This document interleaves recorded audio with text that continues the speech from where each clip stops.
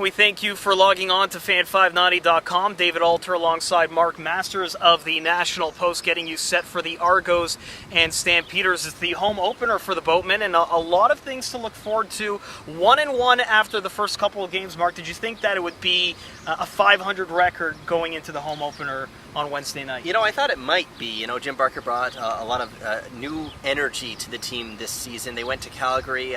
They didn't play extraordinarily well. They were still in the game until the final minute of the fourth quarter. And then they went to Winnipeg last week, came out very strong, built a big lead, and then watched Winnipeg come back. They didn't get flustered, and they got a big road win. So, you know, perhaps a lot of people around the league are kind of surprised that they're 1-1 coming home.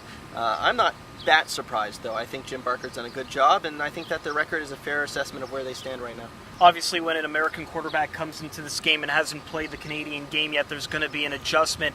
Week to week from 1 to 2.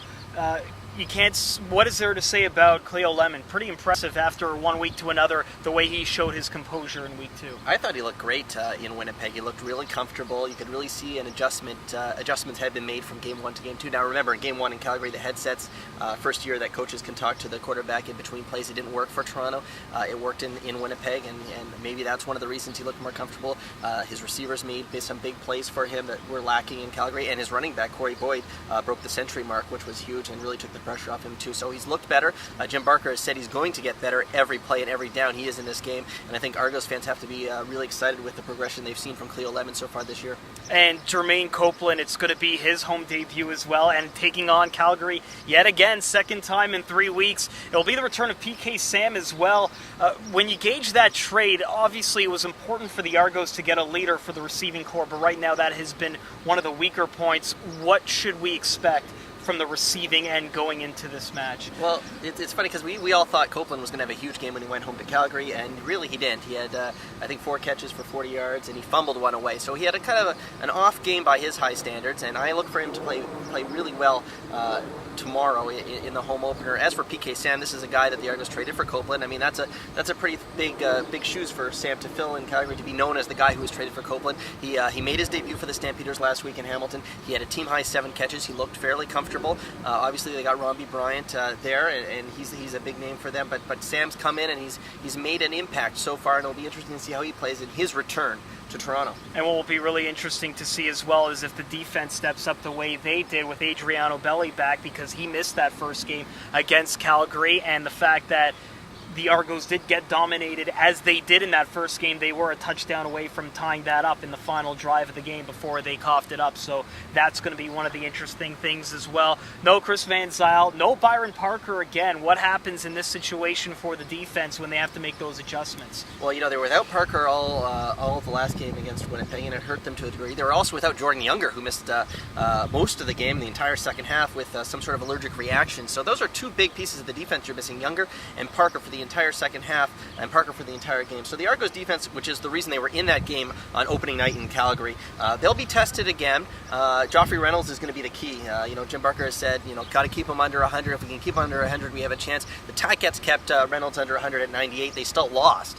So Reynolds really carries the load for them. Henry Burris hasn't looked spectacular so far. Against Hamilton, he had an interception in the end zone.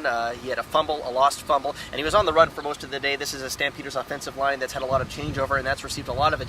Hasn't really looked that comfortable so far. So Reynolds is the key, and this is a game that the Argos defense should be able to play very well in, and really should be able to control. Chad Owens, final note, what can you say that hasn't been said about CO2, which is one of the nicknames I would like to see stick for what looks like the solution for the Argos return game right now? You like CO2. I like the Flying Hawaiian.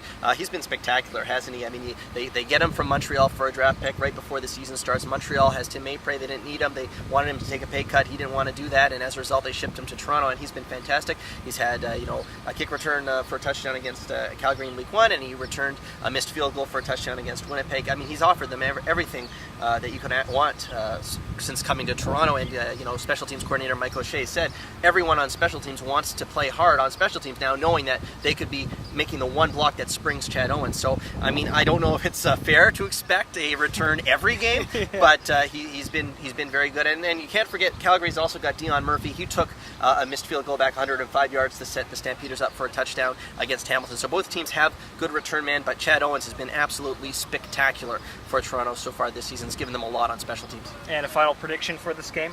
I think the Argos are going to win it. I think it'll probably be close, a close game. Maybe not the highest scoring game we've seen. I don't know if they'll get up to 36s, which is what they had against Winnipeg. But I think the Argos will win their home opener and go to 2-1. I for the first time in 3 weeks, we actually are on par with that. I'm going to say that the Argos win this one. It should be interesting. 7 o'clock start on the Fan 590 and fan590.com on